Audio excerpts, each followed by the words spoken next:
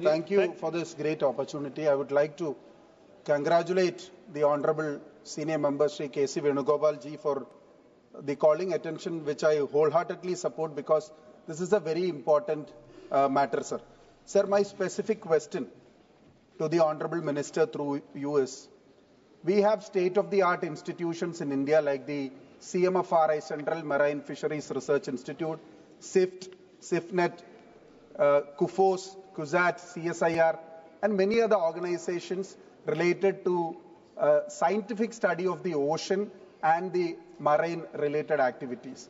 Sir, does any of these organizations have done a scientific study on the offshore mining, its environmental impact? And sir, how can the government of India give the tender to the study? Sir, concluding. How can the government give the tender of the environment impact study to the same company who does the offshore mining? Sir, it is disastrous, sir. I would like you to intervene in this matter. माननीय सदस्य Shri Manickam Tagore ji. Thank you, Madam Speaker. Respected colleagues and friends of the House, I rise today from Virudhunagar, a town far from the sea's call. Yet I speak the heartbeat of India's fishermen pulsing through me. From the India's Tamil Nadu's Park Bay to Gujarat Kutch, from Kerala's shores to Odisha's delta, their voices unite us. As a member of Indian National Congress, a party born out of freedom's fire, I open this debate not just as on the Coastal Shipping Bill 2024, but on the legacy and the stretches back on thousand years to the Cholas, whose ships ruled the seas, to VOC Pillai, who defied empires, and the East India Company, to the fishermen of today, betrayed by neglect and greed. This bill promises a maritime revival, Indian vessels in our waters, trade unleashed, ports reborn. From Madurai's blustering markets, I see its spark, goods flowing to Chennai's docks, prosperity weaving inland to shore. But, Honorable Ma'am, where is the fisherman in the tale? The man whose boat braves the dawn, whose net feeds our homes. Our history whispers their warmth. A millennium ago, the Cholas, masters of Tamil Nadu, built a naval empire that sailed through Tamil Nadu to Southeast Asia. Rajendra Cholan, in 1025, sent fleets of wooden ships, some say hundreds strong, to conquer now in Indonesia, Sri Vijaya. Their shipyards in Nagapattinam crafted vessels of teak and skill. Their miners mapped the Bay of Bengal. Their trade spanned China to Arabia. The Cholas did not just fish. They commanded the seas as a legacy enriched to our blood. Centuries later, VOC Chidambaram Pillai, VOC, the Kapalotiya Tamilan, revived that spirit. Born in 1872, he launched the Swadeshi Steam Navigation Company in 1906, India's first indigenous shipping line, with ships like SS Galia and SS Lava plying Tuticorin to Colombo. Against the British might, he raised funds from every corner, vowing, "I'll return with ships or perish in this sea." They jailed him, broke him on the oil press, but his dreams endured. Today, this bill would echo the Cholas and VOCs, lifting our fishermen, honor our maritime soul. Instead, it drifts past them, mute on their safety, their stake, and their future. Let me widen this canvas, ma'am. For the fishermen's fight is India's fight. In Tamil Nadu, 843 fishermen have fallen to the Sri Lankan guns and jails in the past years. Boats seized, families shattered. In Gujarat, Pakistan looms. In Odisha, cyclones range. In Andhra, pollution poisons. Over 1 million fishermen, 70,000 households in Tamil Nadu alone, scrapped by less than 24,000 rupees a year. And now, in a new tide rises. The Prime Minister's favorite Ports Company in Villingam, where Kerala fishermen blockade Adani's 7,525 crore project. 600 displaced, beaches lost, fishes vanish as groins and dredges choke the coast. In Dighi, Maharashtra and Gangavaram, Andhra Pradesh, the same company's expansions turn fishers into strikers and laborers. Their sea sold. This bill's vast powers to the Director General to this government would favor such giants over our fishers. The Congress party demands justice. Honorable Madam, as the Cholas ruled with strength, VOC fought with courage. First, safety modern boats, weather alerts, life vest for every fisherman from Kanyakumari to Puri. Not words, but law. Second, ma'am, livelihood. Certify their boats for trade under this bill.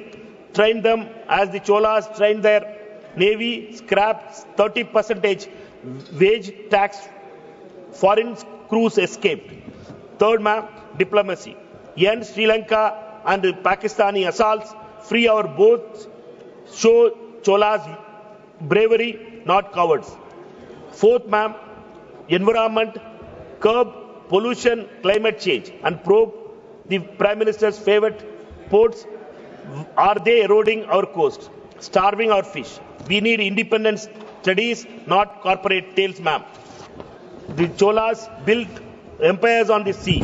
VOC built deviance. Yet today, this government props up Adani while fishermen sink. Villingam delays, cyclones, granite storages, costs Kerala's crores. Yet, the company thrives. Gangavaram's coal stalls over fishermen strikes, but who hears? In 2021, fishers rejected the marine fisheries bill for its fines and neglect. Now they distrust this bill. Seeing Adani's hands where Chola and VOC would be, the Congress party, which freed the nation, says consult them, form a committee, MPs from every coastal state, to rewrite this bill with our ancestors' vision. A shield for fishers, not a sword for typhoon. From Virudhunagar, I see this trend in view. Fish from Nagapattinam feeds my people. We fought for fireworks laborers when lives were attacked. Now we fight for fishers when ports and policies are threatened. This government must act not with slogans but with solutions, ma'am. Fund Sagarmala fully, not faintly. Build ports as Cholas did, not burdens them. Free our fishers, not foreign fleas or Modiji's favorite companies' ambitions. Let this bill be tide that lifts all, a tribute to the Cholas ships, VOC's sacrifice and fishermen's sweat. I stand with this, Honorable Ma'am, with a challenge. Make this house the fisherman's voice. The Cholas echo, VOC's cry from the island to ocean, we are one. The sea is vast, but our resolve, forged by history giants, must be vaster. Let us begin. Thank you, ma'am. माननीय सदस्य कुमारी R Sudha ji. Thank you, Speaker sir, for the opportunity. I represent a core stretch of a famed historically significant Coromandel coast of a great Cholas. My Mailadure Parliament constituency alone has a 50 km of core coast, which once used to be among the top fishing destination. Even now, besides fishing community, Mailadure has such historically renowned ports like Tarangambadi, Pumbugar, Payar of Sirgari. Places like Karekal and Kodikarai and Nagapatna are not far away. So I represent a critical stretch of our coast, which has been neglected for long and for which this government does not have any plan to develop. First of all, here are the salient features of bill under debate. The Coastal Shipping Bill 2024 was introduced in the Lok Sabha on December 2, 2nd December and 2024. Territorial waters extend up to 12 nautical miles from the coast, about 22 kilometers. Adjoining maritime zones extend up to 200 nautical miles, about 370 kilometers. The bill seeks to regulate all types of vessels, including ships, boats, sailing vessels, and mobile offshore drilling units, regardless of them being self-propelled or not. The bill expands this definition to include provision of services including exploration, research, and any other commercial activities except fishing. The Coastal and Inland Shipping Strategy Plan.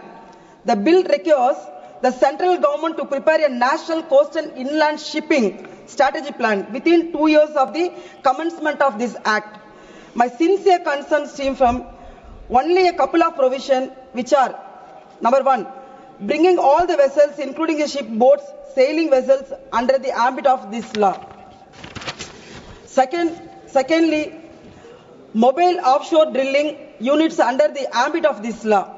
Sir, the bill lays down too much of importance of power and regulatory jurisdiction of the union government and less importance of the people who own, manage and run the vessels for general welfare and development of the nation. I request this August House ask itself as to what has been done to help develop ports like Tarangambadi, Pumbugar and Payar and Sirgadi, unless berthing capacity, cargo handling capacity and repairing facilities are created and improved in these ports. This bill will mean a little or nothing to my constituency, in particularly the Tamil Nadu in general. I would like to know that what budgetary allocation and policy proposals are there for my constituency. The next important issue is the offshore drilling, which are notoriously high from my Mayiladuthurai constituency right up to the ecological fragile Gulf of Mannar. Even in this latest report, the union government had admitted that it had either granted or was considering offshore drilling permission for private companies as well as public sector undertaking. Such joint destruction of my Coromandel coastal stretch along my constituency and beyond is impermissible for social, political, economical and environmental reasons. I seek to know if the key stockholders, who are the fisherman community, has been consulted before these provisions are drafted and placed before the August House for the debate. Speaker Madam, this government has three enemies. One is farmers, another one is weavers, another is fishermen. It has done nothing for these three communities which have given India its identity in the commitment of the nations. Of course, your other bias against the women, underprivileged communities and social justice will make the issue only worse. I want this House to first debate what is the amendment proposed to do for fishermen. Whether the fisherman community has been consulted before it is drafted and then cleared for the further proceedings. Madam, in my Mayiladuthurai constituency in Tamil Nadu, there are 14 districts or coastal districts. 1076 kilometers are coastal line. கடல் பகுதிகள், அந்த கடல் பகுதிகளில் 608 மேற்பட்ட மீனவ கிராமங்கள் அமைந்துள்ளது. இதில் மயிலாடுதுறை மாவட்டத்தில் சீர்காழி, பூம்புகார் என்ற 2 சட்டமன்ற தொகுதியில் மட்டுமே 46,636 மீனவ குடும்பங்கள் இருக்கின்றது. அதில் குறைந்தபட்சமாக 15,000க்கு மேற்பட்ட மீனவர்கள் தன் வாழ்வாதாரமாக மீன்பிடி தொழிலை மட்டுமே செய்து கொண்டிருக்கின்றார்கள். இன்றைக்கு மீன்பிடி தொழிலை மட்டும் நேர்மையாக செய்து கொண்டிருக்கின்றவர்களின் மீனவ மக்களின் நிலைமை என்னவாக இருக்கின்றது என்றால், கடல் பகுதிக்கு சென்று மீன் பிடிக்கும் பொழுது இலங்கை கடற்படையால் மிகவும் மோசமாக துன்புறுத்தப்படுகின்றார்கள். அவர்கள் படகுகள் பிடிக்கப்படுகிறது, அவர்களை அரசு செய்கிறார்கள். சட்டத்துக்கு புறம்பான செயல்கள் எல்லாம் இலங்கை கடற்படையினர் இந்திய மீனவர்களுக்கு எதிராக நடந்து கொண்டிருக்கிறார்கள். இந்திய அரசாங்கமும் தமிழகத்தில் இருக்கின்ற மீனவர்கள் பாதிக்கின்றார்கள் என்ற எண்ணத்தோடு பார்க்காமல், அவர்கள் இந்திய மீனவர்களாக பார்க்காமல் தமிழக மீனவர்கள் என்று பார்த்து அவர்களுக்கு எந்த ஒரு உதவியும் செய்ய மறுக்கிறார்கள். இது ஒரு மிக மோசமான உதாரணம். ஏனென்றால் ஏற்கனவே இந்த அவையில், மாண்புமிகு அவையில், நான் போன மாதத்தில் ஒரு கேள்வி எழுப்பியிருந்தேன். அந்த கேள்வி கிடைத்த பதில் என்னவென்றால், இந்தியாவில் கடற்பகுதியை சுற்றி இருக்கின்ற தேசங்களில் இந்திய மீனவர்கள் எங்கெல்லாம் பிடிக்கப்பட்டிருக்கார்கள் என்று கேள்வி கேட்டதற்கு, பங்களாதேஷ் மற்றும் பாகிஸ்தான், துபாய், ஸ்ரீலங்கா போன்ற தேசங்கள் எல்லாம் இந்திய மீனவர்கள் சிறைப்பிடிக்கப்பட்டு, அவர்கள் படகுகள்லாம் சிறைப்பிடிக்கப்பட்டு, அவர்கள் வாழ்வாதாரம் மிக மோசமாக இன்றைக்கு சென்று கொண்டிருக்கின்ற சூழல் இருக்கின்றது. இந்திய அரசாங்கத்தின் கடமை மீனவர்கள் காப்பாற்ற வேண்டும். இன்றைக்கு போர்ட் என்ற ஷிப்பிங் பில் எல்லாம் நாம் இன்றைக்கு இந்த மசோதாக்கெல்லாம் இன்று நம் அவையில் அறிமுகம் செய்கின்றோம். ஆனால் பிஷர்மேன் இல்லை என்றால், மீனவ மக்கள் இல்லை என்றால், கடல் பகுதி என்ற ஒன்று இருப்பதற்கான அர்த்தமே இல்லாமல் போகும். கடல் பகுதி என்ற அர்த்தமே இல்லை என்றால் அங்க இருக்கின்ற வணிகம் நடக்காது, அங்க போர்ட் இருக்காது, போர்ட் ட்ரஸ்ட் இருக்காது, எதுவுமே இருக்காது. இப்படிப்பட்ட ஒரு சூழலில் மீனவர்களை பற்றி எந்த ஒரு கவலையும் இந்த அரசாங்கம், மத்திய அரசாங்கம் கண்டு கொள்ளாமல் இருந்தால் வருங்காலத்தில் மீனவ சமுதாயமே அழிந்து போகின்ற ஒரு சூழல் ஏற்படும். இந்தியாவில் 3 கோடிக்கு மேலாக மீனவ மக்கள் தொகை இருக்கின்றது. அதற்கு 20 லட்சத்திற்கு மேற்பட்ட மக்கள் மீன்பிடி தொழிலே செய்து கொண்டிருக்கின்றார்கள். நாம் இந்த goods and carriage, port and shipping bill போன்ற பல்வேறு மசோதாக்களை இந்த நாடாளுமன்றத்தில் நிறைவேற்றுவதற்காக கொண்டு வருகின்றோம். ஆனால் மீனவ மக்களின் வாழ்வாதாரத்தையும் அவர்கள் உயிரை காப்பாற்றுவதற்காக நம்ம சிறு துரும்பை கூட மத்திய அரசாங்கம் எடுத்து வைக்கவில்லை என்பதுதான் மிக மோசமான சூழலை இன்றைக்கு பார்த்தால், நம்ம டோல்கேட்டில் அதிகமான வரியை கொடுத்து, டோல்கேட் என்ட்ரி ஃபீ கொடுத்து இன்றைக்கு மக்கள் ஒரு இடத்திலிருந்து இன்னொரு இடத்துக்கு செல்ல வேண்டிய சூழல். இன்றைக்கு தமிழகத்தில் 75 ரூபாய் இருந்த டோல்கேட் ஃபீ வந்து இன்றைக்கு 150 ரூபாயை உயர்த்தி மிக மோசமான ஒரு சூழலுக்கு இன்றைக்கு இந்தியா தள்ளப்பட்டிருக்கிறது. காலையில் எழுகின்ற ஒரு இந்தியன் இரவு தூங்கும் வரை இந்த தேசத்திற்கு வரி வரி வரி என்று கட்டிக்கொண்டு தன் வாழ்வாதாரத்தை ஒட்டுமொத்தமாக இந்த மத்திய அரசாங்கம் எழுத்துக் கொண்டிருக்கிறது. ஒரு சாதாரண எளிய மக்களின் வயிற்றை கிழித்து அவர்களுடைய ஒட்டுமொத்த வருமானத்தையும் அவர்களுடைய பொருளாதாரத்தையும் எடுத்து அவர் ஏழ்மை நிலைக்கு தள்ளுகின்ற ஒரு தேசமாக இன்றைக்கு இந்தியா சென்று கொண்டிருக்கிறது. குறிப்பாக ஏடிஎம் நிலையங்களுக்கு சென்று நம் ஏடிஎம்மில் பணம் எடுத்தால், ஒரு முறை 2 முறை எடுத்தால் ஃப்ரீயாக எடுக்கலாம். ஆனால் 5 முறை எடுத்தால் 23 ரூபாய் எடுப்பார்கள், ஃபைன் எடுப்பார்கள் என்றால், அதுக்கு பெனால்டி போடுவார்கள் என்றால் 23 ரூபாய் என்பது ஒரு சக மனிதன், ஒரு சாதாரண எளிய மனிதனின் ஒரு நாள் உணவுக்கான பணம் என்பது 23 ரூபாய். அதை நீங்கள் வரியாகவும் ஃபைனாகவும் பிடித்துக் கொள்வதாக சொல்லி ஒட்டுமொத்த இந்திய மக்களின் பேக்கெட்ல இந்திய மக்களின் பேக்கெட்டில் இருக்கின்ற பணத்தை ஒட்டுமொத்தமாக சூறையாடி கொண்டு கொள்ளையடித்துக் கொண்டு இருக்கின்ற தேசமாக இன்றைக்கு மாறி போயிருக்கிறது. அன்றைக்கு வ.உ.சி. சிதம்பரம் பிள்ளை அவர்கள் பிரிட்டிஷாரை எதிர்த்து சுதேச கப்பலை இயக்கினார். எதற்காக என்றால், பிரிட்டிஷ்காரிடம் எதிர்த்து போட இந்தியாவிற்காக ஒரு பெருமையாகவும் இந்தியன் ஒரு வணிகம் செய்ய முடியும், சுயமரியாதையாக தன்மானத்தோடும் பிரிட்டிஷ்காரரை எதிர்த்து சேவை செய்ய முடியும், பிரிட்டிஷ்காரை எதிர்த்து இந்திய தேசத்தை காப்பாற்ற வேண்டும் சுதேச கப்பலை இயக்கினார். ஆனால் இன்றைக்கு ஒரு பிரிட்டிஷ் அரசாங்கமே இன்றைக்கு மீண்டும் இந்தியாவில் நடந்து கொண்டிருக்கின்றது. இது மிகப்பெரிய அவமானம். இது இன்றைக்கு நடந்து கொண்டிருக்கின்ற இந்த பிரிட்டிஷ் அரசாங்கத்தை எதிர்த்து ஒட்டுமொத்த மக்களும் போராடி கொண்டிருக்கின்றார்கள். வரி வரி வரி என்று தினந்தோறும் மக்களின் பேக்கெட்டை கொள்ளடிக்கின்ற இந்த அநியாயமான பிடித்த இந்த சேவையை தயவு செய்து நிறுத்துமாறும், இந்த வேலையை நிறுத்துமாறும் மக்கள் கேட்டுக்கொண்டிருக்கிறார்கள். அதை தாண்டி இன்றைக்கு இந்த பில்லில் நிறைய பல விஷயங்கள் டிஸ்கஸ் பண்ண வேண்டிய விஷயங்கள் இருக்கின்றது. 3 கோடி மீனவ மக்களிடம் இந்த பில்லை குறித்து ஒரு கேள்வி கூட, ஒரு கருத்தை கூட நீங்கள் பெறாமல் இந்த பில்லை நிறைவேற்றுவதற்காக துடித்துக் கொண்டிருக்கிறீர்கள். இது மிகப்பெரிய அநியாயமானது. குறிப்பாக சர்டிபிகேட் ஆஃப் இவாலுவேஷன் என்கின்ற all the Indian officers and engineers who got their competency licensee from foreign countries which are white flag nations. Madam, all the Indian officers and engineers who got their competency license from foreign countries which are white flag nations, that is England, Singapore, New Zealand, etc.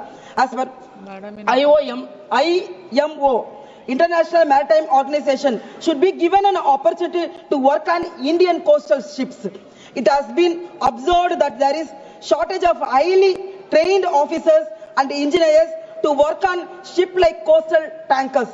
So Indian national who have taken competency certificates from white flag nations can be employed on these vessels. Presently, rules and regulations are in the places, but it has been reported that lot of difficulties are being faced by owners and authorities recruiting agency in getting the certificate of equivalence. Madam, 1 minute, I complete. In maritime marine department, mercantile marine department.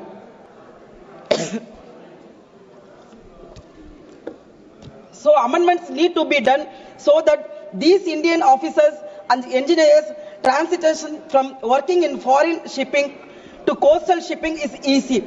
Coastal shipping will get a lot of benefits from the experience and highly skilling training of these and these safe years. Class 3 member, madam, one, I conclude within 1 second. I conclude.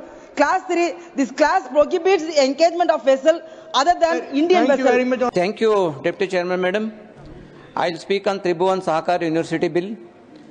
This name Tribhuvan is inspired by Tribhuvan Das Patel, great freedom fighter and key person in cooperative movement in India, founded Kaira District Cooperative Milk Producers Union, or AMUL, played a crucial role in mobilizing farmers against British monopoly.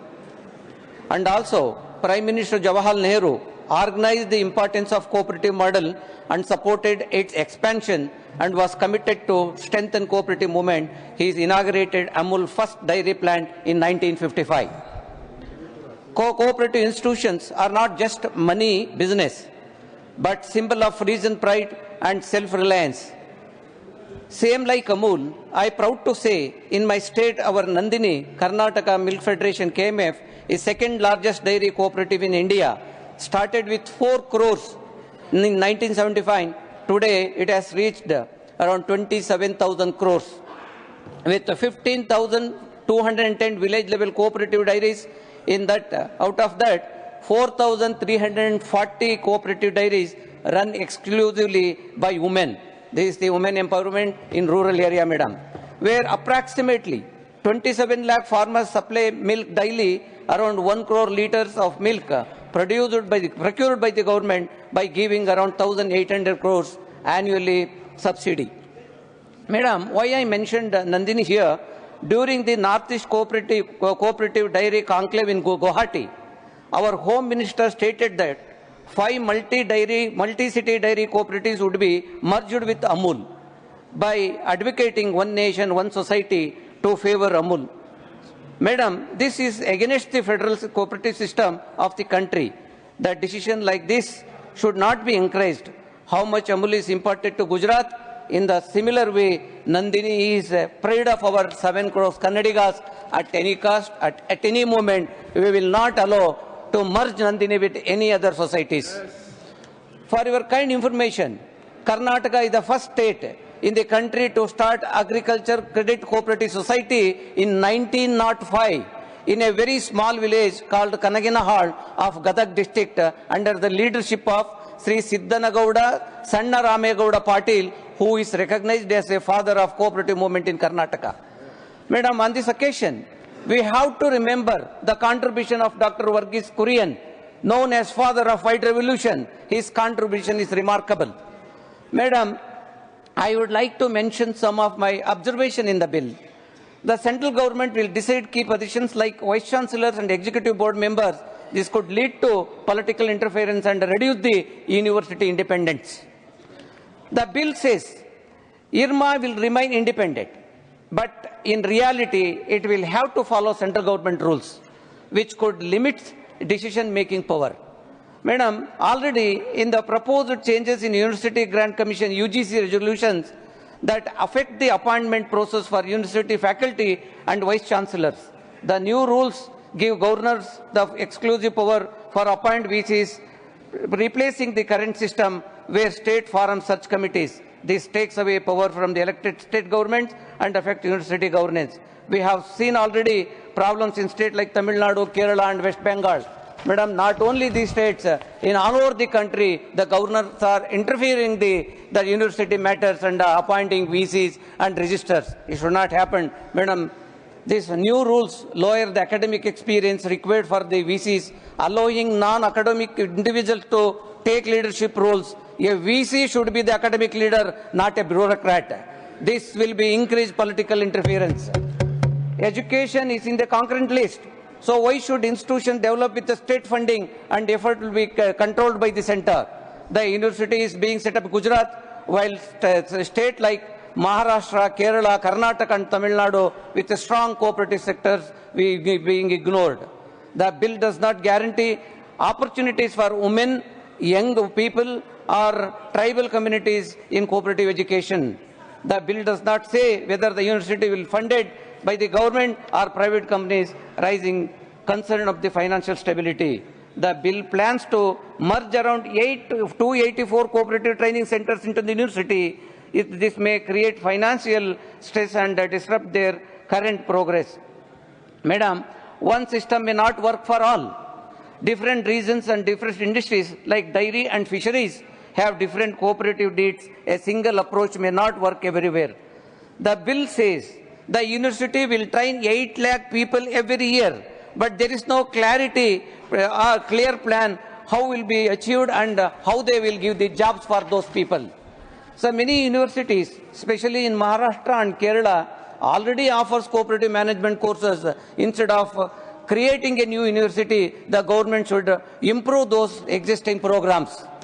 The bill talks about meeting global education standards, but does not explain how it will work with international institutions and adapt global best practices.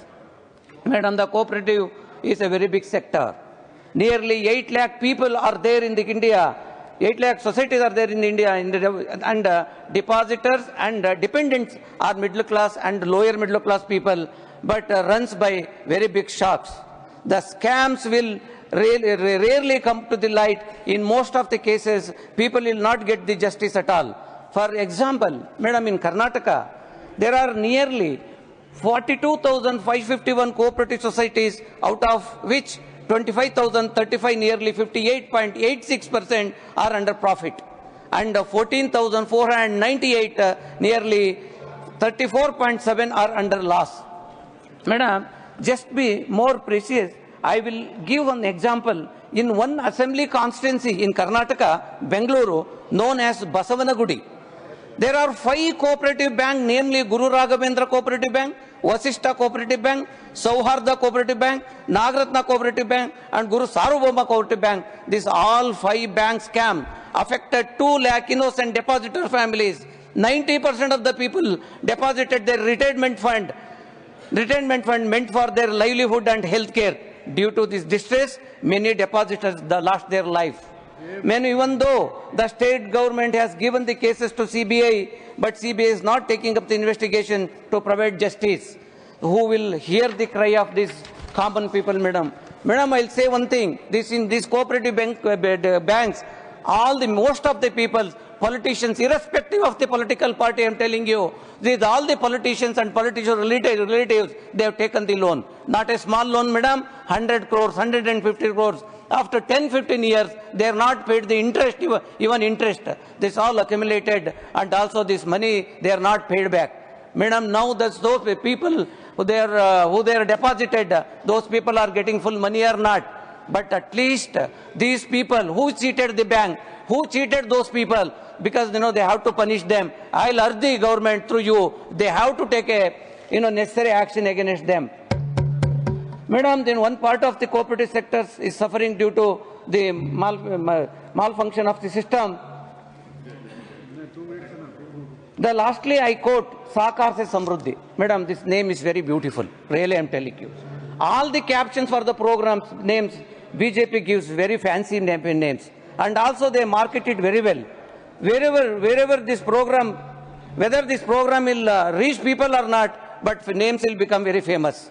As you know that, Madam, most of the programs are not new programs.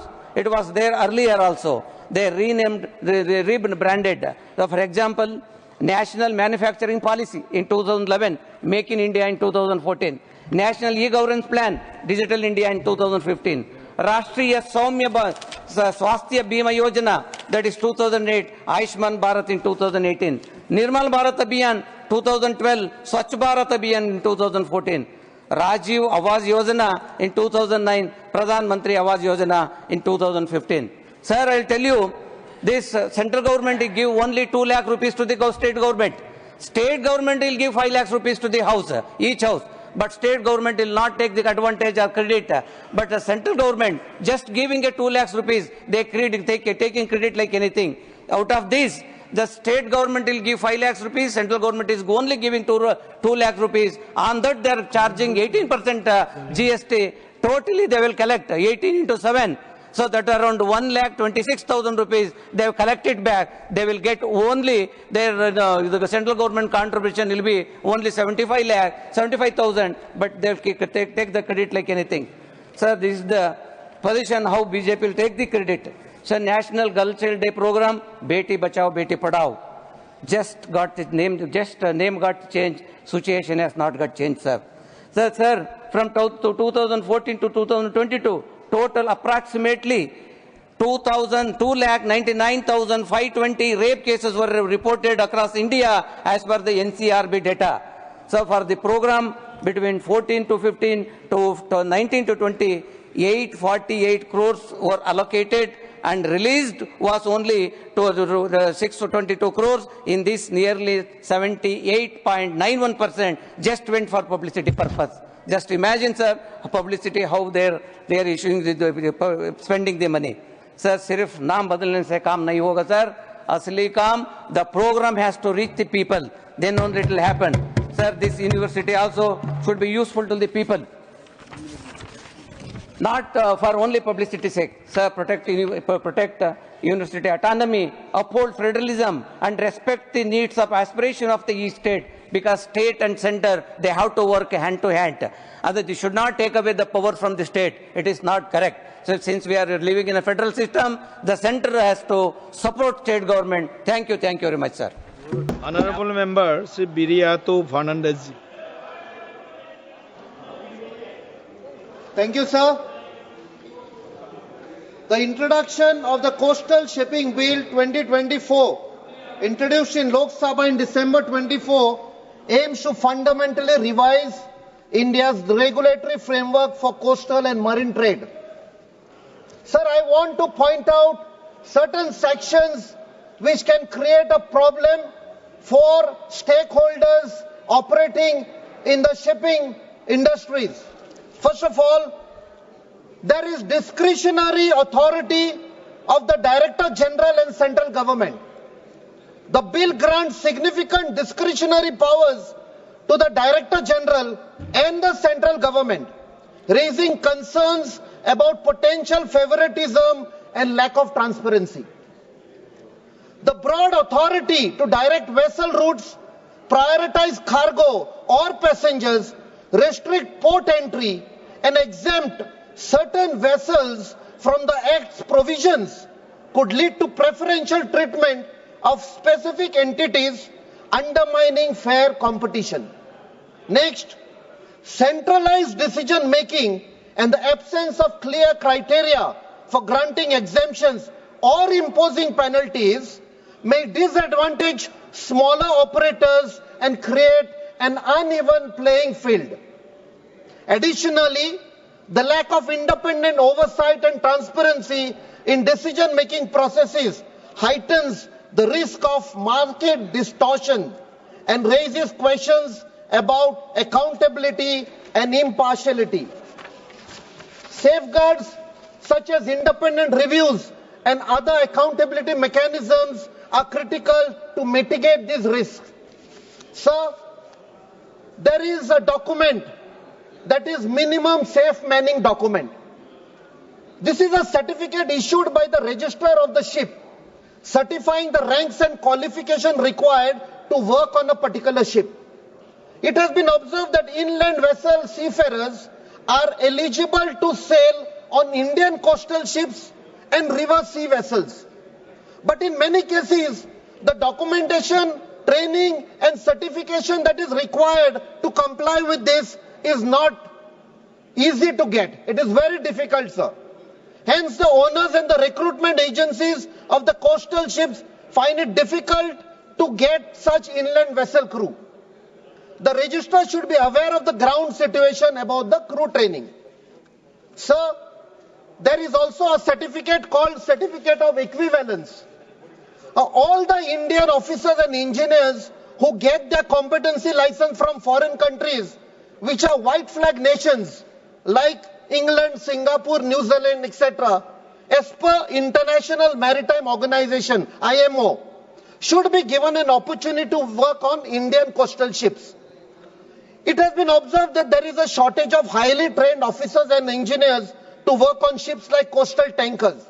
So Indian nationals who have taken competency certificates from white flag nations can be employed on these vessels. Presently, rules and regulations are in place, but it has been reported that a lot of difficulties are faced by the owners. And it has been reported that authorized recruiting agencies are finding it difficult to get the certificate of equivalence in MMD. That is Mercantile Marine Department. So amendments need to be done so that these Indian officers and engineers transition from working in foreign shipping to coastal shipping is easy. Coastal shipping will get a lot of benefits from the experience and highly skilled training of the seafarers. So there is a clause 3. This clause prohibits the engagement of vessels other than Indian vessels in coasting trade in the coastal waters unless the license for the same has been granted by the Director General of Shipping. If in circumstances a ship required for a particular specialized operation and research is not available in India, then on case-to-case basis, the Director General of Shipping should give a specialized license for that shipping foreign registered vessel after verifying all the documents and ensuring that the Indian ship owners do not have such vessels so that the particular operation can be completed. Clause 7 in the bill, sir. This clause provides that no proper officer of customs shall grant clearance to a vessel other than an Indian vessel engaged in coasting trade to enter or depart from a port unless a license is produced by the licensee or agent of such a vessel. It further provides for the detention of a vessel which fails to comply with the requirements of the bill. All the concerned departments which are related to coastal shipping, especially the government agencies such as customs, immigration, port authorities, should be well aware of the latest circulars, orders and notices. So I'll complete by giving some important suggestions, sir. So Indian shipbuilders should be encouraged to install machinery and equipment on the board the coastal ship which are far as possible are made in India, and Indian MSCs should be involved in the ship design. Next, the authority to delegate the statutory certificate of the ship should be given to the ISCS Classification Society. Only 2 more points, sir. Fuel subsidy to be given for coastal vessels. Furthermore, government should support infrastructure for hybrid vessels like battery stations at reduced tariffs and port. When the coastal vessels comes alongside a port, shore power should be made easily available to all the ships. This will reduce the carbon footprints and also enable the ship staff to carry out equipment maintenance. Presently, not many Indian ports have the facility of giving shore power to the ships. Last, collateral free loans for construction of coastal vessels, with the vessel itself being the collateral with an affiliation to the government and same to be mentioned in the registry certificate. Francis Thank you, sir. Darji.